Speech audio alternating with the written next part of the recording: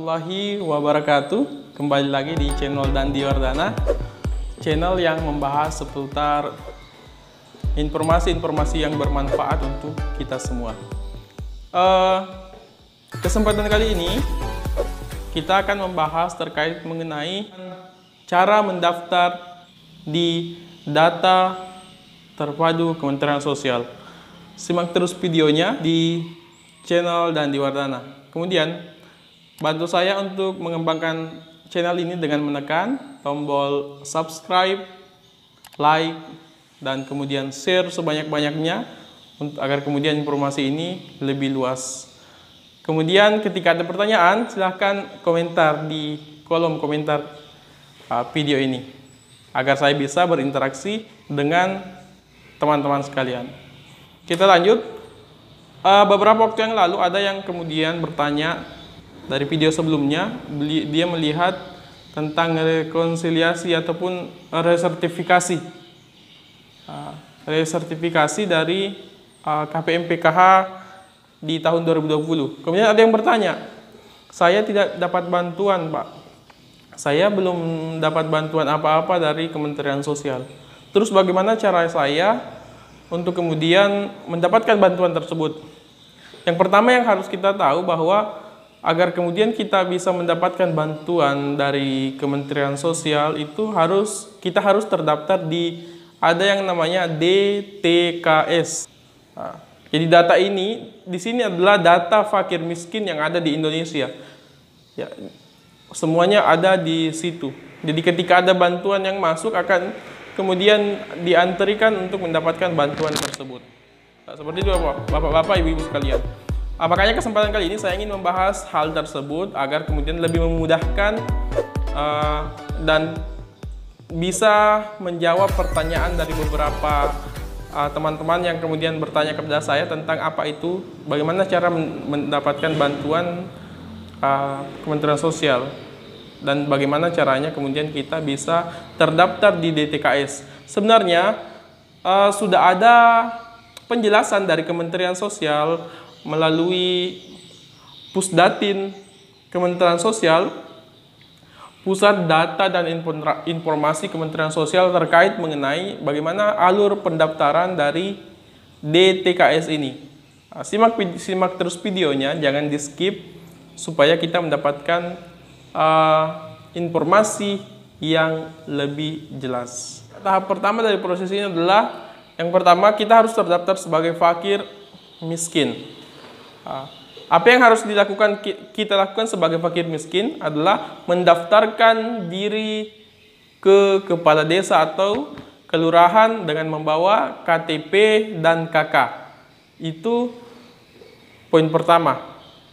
Jadi bagi yang merasa ingin mendaftar di DTKS Kementerian Sosial, wajib mengetahui dulu bahwa dirinya sudah masuk dalam kategori miskin atau bukan, belum. Kalau sebenarnya dia miskin, maka silahkan ke kelurahan atau ke desa untuk kemudian mendaftarkan diri dengan misalkan bertanya, menyampaikan kepada desa atau lurah bahwa saya ingin mendaftar di DTKS, data terpadu kesejahteraan sosial. Data terpadu kesejahteraan sosial. Mohon maaf, saya salah ucap. Kemudian setelah kita mendaftar, ya tugas kita sudah cukup sampai di situ. Setelah kita berusaha, kita tinggal berdoa kepada Yang Maha Kuasa, berdoa kepada Sang Pencipta.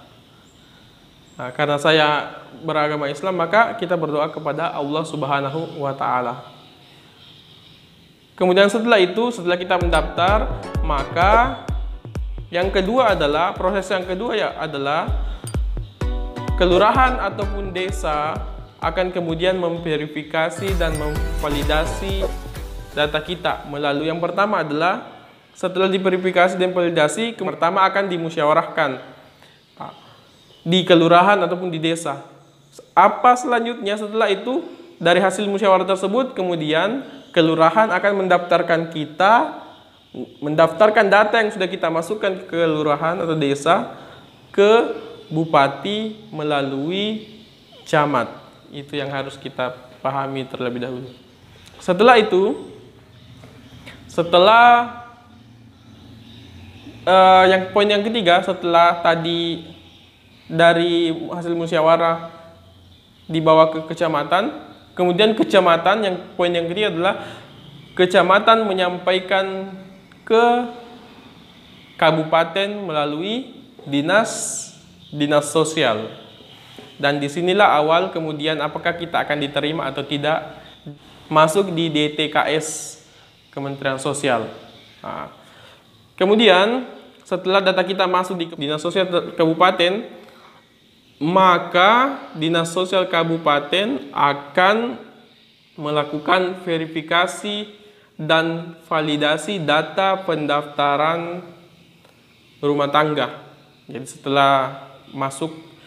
setelah dari kita datanya, kemudian yang kedua masuk ke kelurahan, kelurahan masuk ke kecamatan, kecamatan masuk ke kabupaten melalui dinas sosial terlebih dahulu. Kemudian diverifikasi oleh dinas sosial dan kemudian divalidasi. Bagaimana cara verifikasi dinas sosial?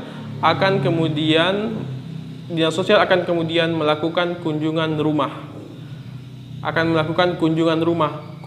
Kunjungan rumah ini tujuannya apa? Untuk memverifikasi, verifikasi data. Apakah datanya sesuai fakta di lapangan atau tidak? Apakah datanya sesuai dengan realitas atau kenyataan di lapangan atau tidak? Kalau sesuai, maka akan divalidasi untuk dilanjutkan ke Kementerian Sosial. Jadi ingat teman-teman sekalian, Bapak Ibu sekalian, bahwa pendaftaran ini kita tidak mutlak, tidak pasti untuk masuk di DTKS. Berdasarkan hasil verifikasi dan validasi data, tidak selalu semua usulan valid masuk ke DTKS. Jadi ingat, kalau kita sudah mendaftar, itu saya katakan tadi, kalau kita sudah berusaha, kita berdoa, karena itu tugas kita. Jadi kalau sudah masuk di validasi, di verifikasi, berdoa saja sama Allah, mudah-mudahan kita masuk. Ada dua doa yang harus kita lakukan. Yang pertama adalah berdoa supaya kita masuk di DTKS dan mendapatkan bantuan sosial. Doa yang kedua adalah kita berdoa supaya kita tidak masuk di DTKS, tetapi kita meminta kepada Allah supaya Allah kemudian memberikan rezekinya kepada kita, agar kemudian kita menjadi orang yang berkecukupan dan bisa membantu sesama yang lain. Jadi kalau kita memang miskin, ya kita berdoa masuk di DTKS supaya bisa mendapatkan bantuan dari pemerintah. Tetapi yang lebih baiknya kita berdoa kepada Allah, berusaha agar kemudian kita tidak masuk di DTKS, tetapi kita sebagai pemberi bantuan sosial secara pribadi kepada tetangga-tetangga kita, kepada keluarga-keluarga kita, sahabat-sahabat kita, dan lain sebagainya. Kita lanjut. Setelah diverifikasi dan divalidasi oleh dinas sosial, langkah selanjutnya adalah Bupati kemudian menyampaikan hasil verifikasi itu ke menteri melalui gubernur di wilayah masing-masing. Setelah itu, setelah hasilnya disampaikan oleh bupati, maka gubernur menyampaikan ke Kementerian Sosial Republik Indonesia. Di Kementerian Sosial Republik Indonesia lah kemudian kementerian menetapkan data terpadu kesejahteraan sosial di Kementerian Sosial Republik Indonesia. Selanjutnya, data itu kemudian dibawa, setelah diolah oleh Kementerian Sosial, ditetapkan bahwa ini data terpadunya, kemudian dimasukkan ke data DTKS. Selanjutnya apa? Selanjutnya kemudian setelah ditetapkan, dimanfaatkanlah data tersebut oleh kementerian dan lembaga ataupun pemerintah daerah. Setelah itu Ya. Masuklah kita ke program bantuan sosial dari Kementerian Sosial, kembalikan ke lembaga untuk mengelola data itu, untuk memanfaatkan data itu, kemudian barulah kita ditetapkan sebagai penerima bantuan sosial dan pemberdayaan dari kementerian-kementerian yang ada. Saya pikir itu teman-teman lebih jelasnya tentang bagaimana cara kemudian kita mendaftar di TKS ini, agar kemudian kita bisa mendapatkan bantuan-bantuan, program bantuan dan program pemberdayaan dari kementerian. Ingat, saya mengingatkan bahwa setiap orang dilarang memalsukan data fakir miskin, baik yang sudah diverifikasi dan divalidasi maupun yang telah ditetapkan oleh menteri. Itu termaktub dalam Undang-Undang Nomor 13 Tahun 2011 Pasal 11 Ayat 3. Itu yang harus teman-teman ketahui. Ya, terima kasih.